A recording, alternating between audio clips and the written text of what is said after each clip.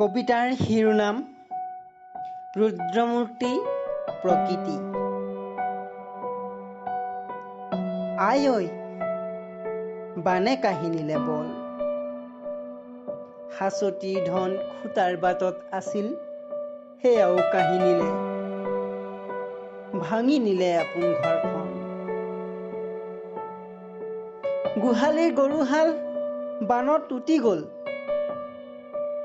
ভঁৰালতো ধান শেষ হৈ ৰল।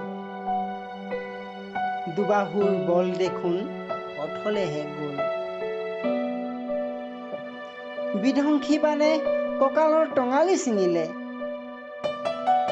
আহ হায় হায় মোক জুৰুলা কৰিলে।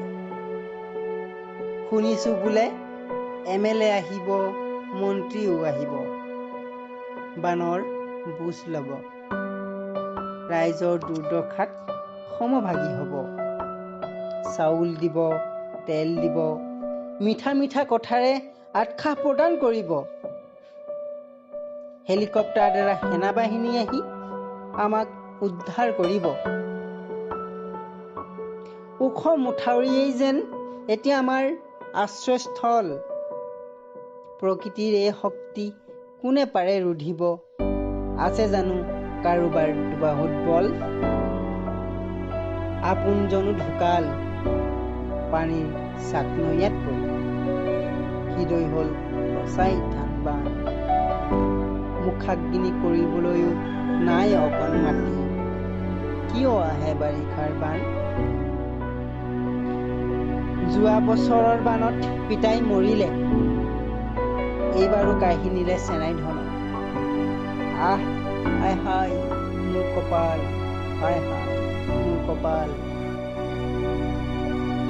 জীৱ জন্তুবোৰ মৰিছে ওখ ঠাই বিচাৰি, সিহঁতৰো একেই গতি। কি খাব, ক'ত গৈ নিজক বচাব? চৌদিশে মাথো পানী আৰু পানী।